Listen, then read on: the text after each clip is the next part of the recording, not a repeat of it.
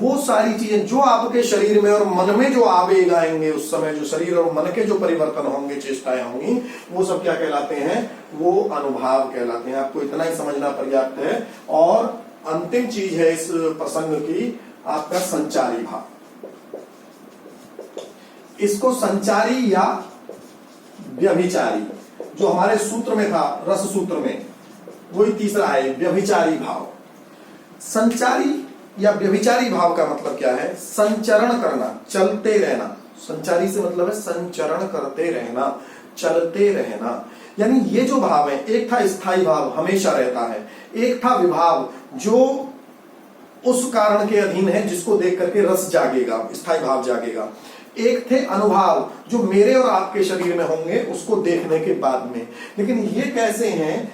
ये संचरण करने वाले भाव हैं। ये आश्रय के हृदय में पल भर के लिए आते हैं, क्षण भर के लिए, और फिर चले जाते हैं, और कभी कुछ और कभी कुछ, ये हमेशा स्थायी नहीं रहते। इसीलिए इनका नाम है संचारी भाव।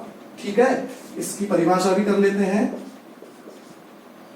निरंतर संचरण, सरल कर लें तो आने जाने वाले भाव संचारी भाव कहलाते हैं। यहां से एक बहुत महत्वपूर्ण प्रश्न आता है, कभी भी किसी भी स्तर की परीक्षा में पूछ लिया जाता है कि संचारी भावों की संख्या कितनी होती है। सबसे महत्वपूर्ण इसमें यही है आपके लिए, आपके स्तर पे इससे ज्यादा संचारी को समझने की आवश्यकता नहीं है। तो आप ये समझ लें कि संचारी भावों की संख्या कितनी होती है? इनकी संख्या 33 मानी गई है। संचारी भावों की संख्या 33 मानी गई है। प्रश्न आपसे कर ले, संचारी भाव कौन से होते हैं? हमेशा रहते हैं, स्थायी रूप से रहते हैं, किसी को देख के जागते हैं, भड़कते हैं? जी नहीं, जो हमेशा आते जाते रहते हैं, संचरण करते रहते हैं, वे संचारी भाव होते हैं। कितने होते हैं? 33 होते हैं। ठीक है। और अनुभाव संचारी भाव, विभाव हमने पहले कर लिया। यानी जो परिचय की बात थी, हम परिचय की बात कर रहे थे, रस की पूर्व पीठिका की बात कर रहे थे, रस के अंगों की बात कर रहे थे। एक बार हम इनका पुनः स्मरण करते हैं। और कैसे पुनः स्मरण करेंगे इनका?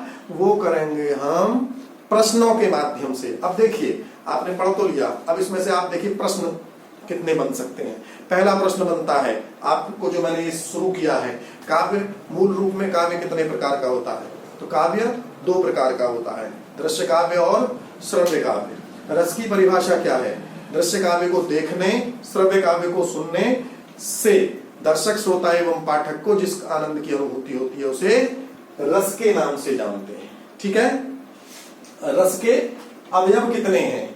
तो रस के अवयव ये 4 हैं, स्थायी भाव, विभाव, अनुभाव और संचारी भाव। स्थायी भाव कौन है? उनकी चर्चा होगी। ठीक है। अब स्थायी भावों की हम संख्या की बात करेंगे। ठीक।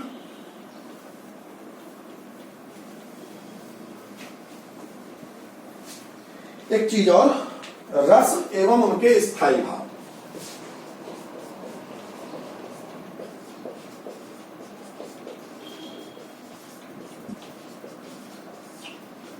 रस संस्कृत साहित्य में नॉर्मली 9 रस बताए गए हैं।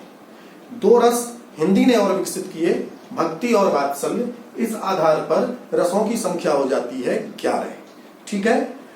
कभी कभी बड़ी क्लास में कभी कभी प्रश्न पूछ लिया जाता है कि भरत मुनि ने कितने रस माने हैं? भरत मुनि रस के आदि प्रतिष्ठापक आचार्य हैं, तो भरत मुनि ने कितने रस माने हैं? तो कभी कोई आपके जीवन में ऐसा प्रश्न आए कहीं किसी भी स्तर की परीक्षा में, तो भरत मुनि ने माने हैं 8 रस। संस्कृत साहित्य में कितने रस माने हैं? 9 रस। और हिंदी में कितने रस माने जा रहे हैं? 11 रस। ठीक है। और संस्कृत में कौन से रस को भरत मुनि ने नहीं माना है? तो वो रस है शांत रस। शांत रस को उन्होंने रस नहीं माना है। बाकी शांत से पहले 8 रस माने हैं। हम एक श्लोक लिखते हैं, श्रृंगार, हास्य, करुण, रौद्र, वीर, भयानक, विभत्स, अद्भुत शांतश्च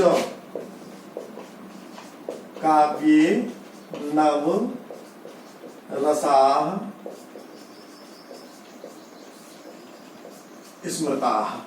श्रृंगार हास्य करुण रौद्र वीर भयानक बीभत्स अद्भुत शांतश्च काव्ये नवरसा स्मृता। संस्कृत देख करके घबराना नहीं है, देख लें इसमें कितनी संस्कृत है। वैसे तो हो भी तो बहुत अच्छे से याद हो जाती है, लेकिन इसमें ज्यादा है ही नहीं, ठीक है ना। श्रृंगार हास्य करुण रौद्र, श्रृंगार हास्य करुण रौद्र वीर भयानक बीभत्स अद्भुत शांतश्च काव्ये नवरसा स्मृता। काव्य में 9 रस कहे गए हैं। इन 9 की चर्चा संस्कृत से 9 आए। अब इनके रस और स्थायी भाव। स्थायी भाव आप जान गए किसे कहते हैं। पहला रस श्रृंगार, स्थायी भाव है रति, समझने के लिए इसको प्रेम भी कह सकते हैं। हास्य, स्थायी भाव है हास, हंसी। करुण, स्थायी भाव है शोक, दुख से समझ सकते हैं। रौद्र, स्थायी भाव है क्रोध। वीर, स्थायी भाव है उत्साह।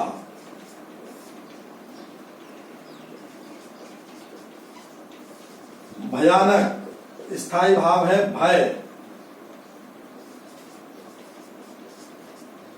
विभत्स,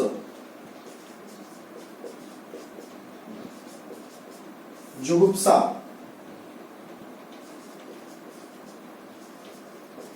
अद्भुत,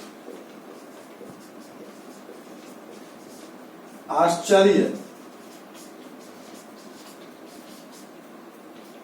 विस्मय,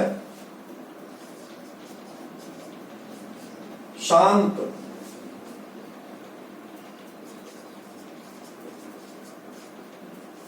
निर्वेद, वैराग्य। 9 हो गए। 10वां है भक्ति। सबके आगे रस लिख लेंगे, श्रृंगार रस, हास्य रस, करुण रस। तो भक्ति रस, देव विषयक रति, वात्सल्य, बालक, पुत्र,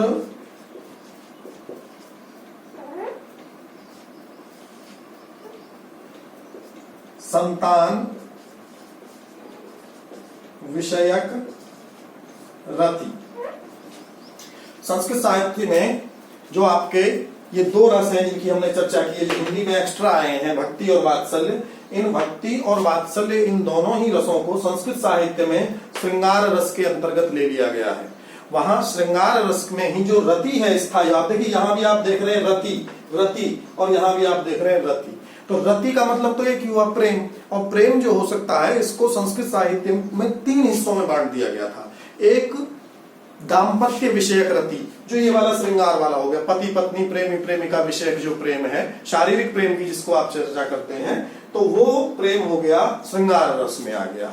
इसी श्रृंगार में इन दोनों को भी मान लिया था। जब वही प्रेम किसी ईश्वर के प्रति, देवताओं के प्रति, परमात्मा के प्रति, अपने आराध्य के प्रति, अपने गुरु के प्रति जब आपका वो प्रेम जाग जाए, तब वो प्रेम हो जाएगा भक्ति रस कहलाएगा। और वही प्रेम जब किसी के अपने बालक को, पुत्र को, शिष्य को, किसी अन्य को देख करके आपके हृदय में प्रेम का भाव जागृत हो, तो वो भाव क्या कहलाएगा? वो आपका भाव कहलाएगा वात्सल्य रस में आ जाएगा, और वात्सल्य विषयक वो रति हो जाएगी। इस आधार पर हमने जान लिया विभाव कितने प्रकार का होता है? 2 प्रकार का होता है। अनुभाव क्या होता है? शारीरिक और मानसिक चेष्टाएं आश्रय की अनुभाव कहलाती हैं। संचारी भाव कितने होते हैं? संचारी भावों की संख्या 33 मानी गई है।